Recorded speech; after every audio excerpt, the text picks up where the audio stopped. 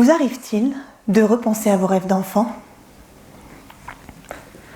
Moi, petite, je suis captivée par les mystères, les énigmes. Trouver la pièce manquante d'un puzzle qui révèle un secret.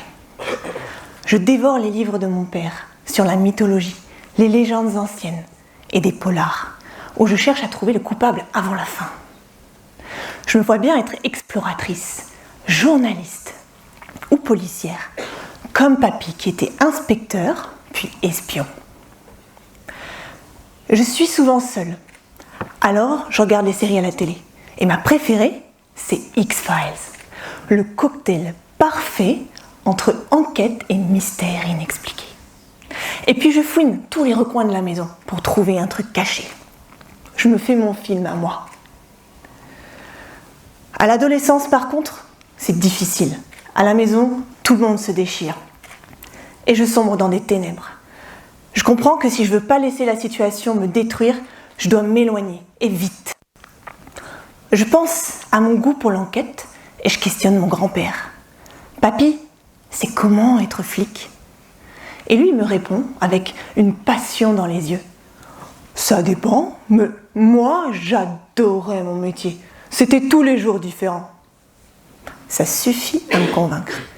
J'ai 19 ans et je suis en école de police. La découverte du métier me motive. J'apprends comment mener une enquête. Je fais des stages sur le terrain. Mais je vis aussi un an difficile. Je suis l'une des plus jeunes de la promotion et j'ai du mal avec la mentalité de mes collègues et la discipline.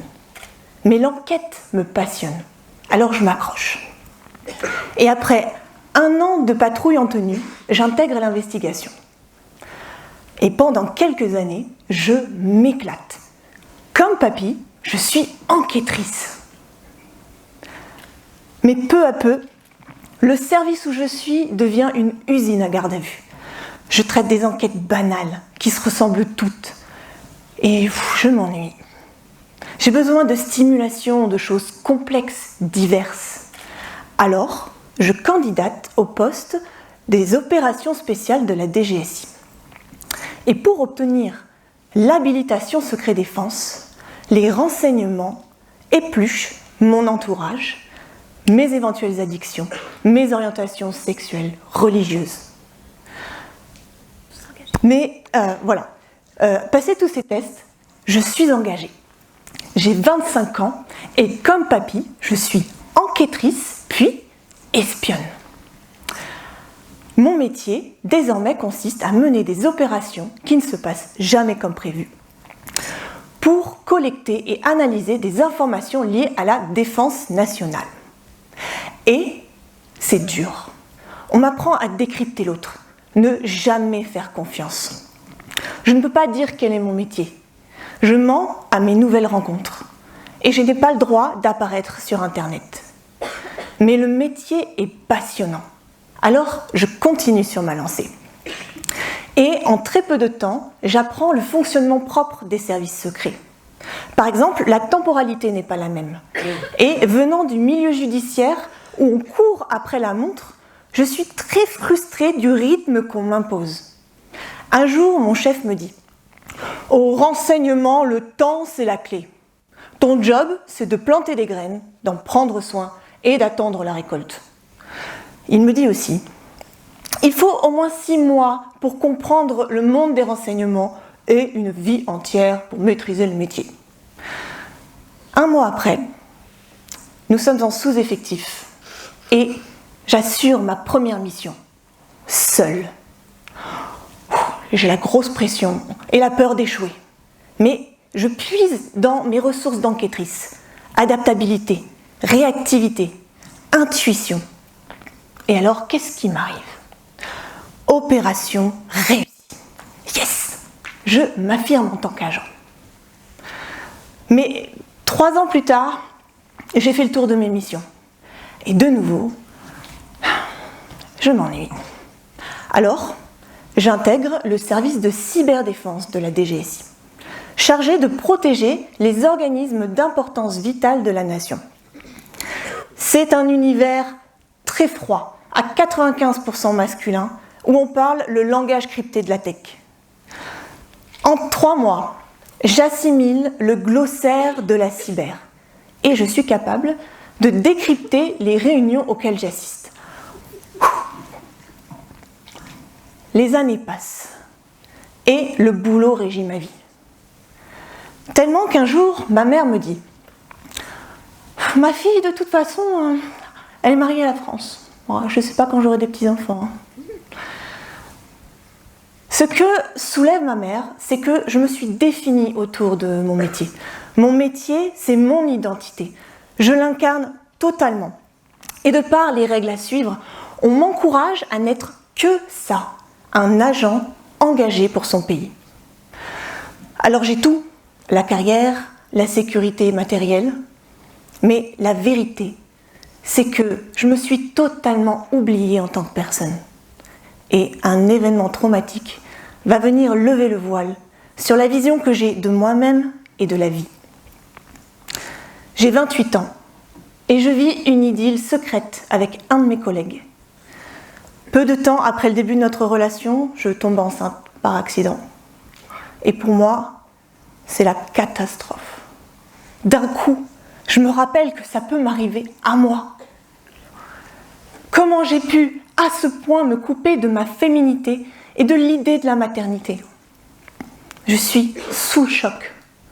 Et alors que j'essaie de reprendre mes esprits, le gynécologue, un vieux médecin anti-avortement, aigri, me pressurise et me dit « Vous avez 3 jours pour prendre le médicament. Sinon, c'est le curetage. Quand on ne veut pas d'enfant, on fait plus attention. » Sa voix est une claque qui vient me réveiller d'un long sommeil. Et ce moment symbolise un point de bascule dans ma vie. Et c'est que le début. D'un commun accord, avec mon compagnon, j'interromps la grossesse. Mais l'avortement se déclenche plus tôt que prévu. Je suis au travail, en pleine réunion. Je me tiens le ventre de douleur. Je serre les dents jusqu'à la fin et je cours aux toilettes. Et là, c'est la panique. Je me vide de mon sang. L'infirmière pense à une hémorragie. Alors je suis emmenée d'urgence par les pompiers. Et mon compagnon, qui s'inquiète, vient avec moi. Et tous les regards du service sont sur nous. 2 jours plus tard, de retour au travail, mais affaiblie émotionnellement, je suis questionnée par mes collègues. Je leur dis « Ça va, j'ai juste eu un malaise ». La seule à qui je me confie, c'est mon unique collègue femme et amie. 1 heure plus tard, je suis convoquée dans le bureau de mon chef, qui me cuisine sur la nature de ma relation avec mon collègue. Et là, je comprends qu'il sait tout. Seule explication, ma pseudo-amie lui a tout raconté. Avez-vous déjà vécu ce moment où tout vous échappe, où vous êtes le spectateur de votre propre vie et vous ne pouvez rien contrôler? Ma vie intime est exposée en page de couverture et ma carrière vole en éclats. Seule, face à un tribunal de 4 hommes d'âge mûr, je suis tétanisée par la peur et la honte. Je peine à me défendre. Avec un paternalisme à vomir, ces hommes me demandent de me justifier sur ma vie sexuelle, ma grossesse, mon avortement. Ils me jugent sur ma décision, mon comportement. Ils me traitent de menteuse, de femme irresponsable. Puis, ils m'affectent dans un placard. Dans ma tête, c'est le chaos. Tout ça déclenche dégoût et ressentiment, mais je fais bonne figure. Ma volonté de reprendre le contrôle de ma vie est plus forte. Mais au milieu de tout ce désastre, mon grand-père meurt. Le papy espion s'éteint. Et la coupe émotionnelle déborde. Deuil, trahison, humiliation, injustice. Vous êtes-vous déjà demandé si les événements de nos vies sont le fruit du hasard ou s'ils font partie d'un plan plus grand qui attend qu'on le décrypte? Carl Jung explique dans son concept de la conscience collective comment la psyché est capable de reconnaître et interpréter des signes comme des messages venus nous guider. Après les funérailles du papy, je fais pause un instant. Serait-ce un signe ? La colère et l'incompréhension ressurgissent. J'ai un besoin viscéral de réponse. Pourquoi tout ça m'arrive ? Puis, c'est le revirement. Je suis amenée à vivre une incroyable séance d'hypnose. Je suis happée par une énergie, je ne peux plus bouger ni parler et je plonge dans un blackout comme si j'allais mourir. C'est la révélation où tout bascule. Je ne comprends pas ce qui m'arrive, mais je sais. Plus qu'une intuition, c'est un appel. C'est par là que je dois aller. Je ne sais pas quoi, comment, pourquoi, mais c'est par là. J'ai une soif insatiable d'en savoir plus, alors je consacre tout mon temps libre à étudier les médecines douces, à méditer. Je plonge dans mes profondeurs et je développe de nouvelles capacités sensorielles. Et je commence à comprendre. Je regarde en arrière et je vois clairement l'école de police où, suite à des ordres insensés, je suis clouée au lit par une pneumonie. Et là déjà, les médecines douces me parlent au travers de ma voisine qui me soigne avec de la médecine chinoise et qui me dit que somatiquement, une grave atteinte des poumons symbolise étouffer mes émotions. Je me revois aussi quelques années en arrière, prenant conscience que j'ai refoulé l'artiste en moi depuis l'enfance. En pleine remise en question, je passe des tests de reconversion. Résultat, j'ai tout pour être réalisatrice, mais à ce moment, je suis incapable de tout changer. Finalement, à la DGSI, j'ai quitté mon placard et j'ai redoré mon blason. Mais le changement intérieur se fait déjà sentir. Je ne supporte plus l'univers contrôlant de mon travail. J'ai enfin la reconnaissance de mes chefs, mais ça ne me nourrit plus.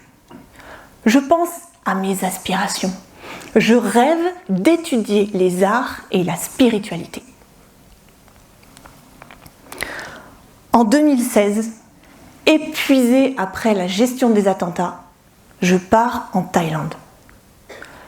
Seule, face à un paysage magnifique, je me dis « Impossible que je continue comme ça. En rentrant, je change de vie. » Et je le fais. Je quitte tout. Et je commence un véritable chemin initiatique à travers le monde. Et malgré de nombreuses épreuves, j'ai foi en ce qui m'anime. À l'affût des synchronicités, chaque événement m'amène à l'étape d'après.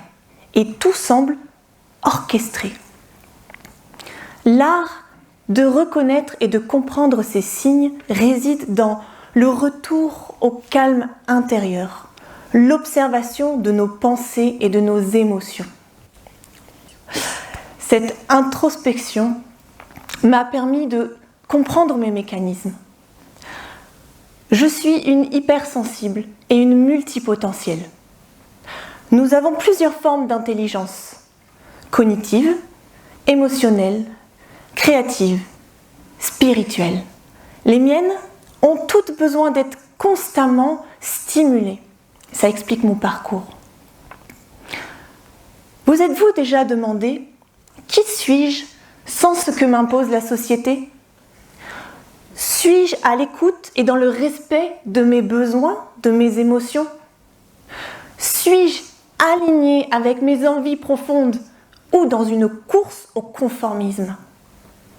Pour trouver cet être au fond de moi, j'ai vécu une crise d'identité, une mue permanente. C'est un engagement envers soi-même qui demande volonté, patience, résilience. Se connaître soi, c'est la clé pour créer la vie qui nous ressemble. Aujourd'hui, je vis mon rêve d'enfant.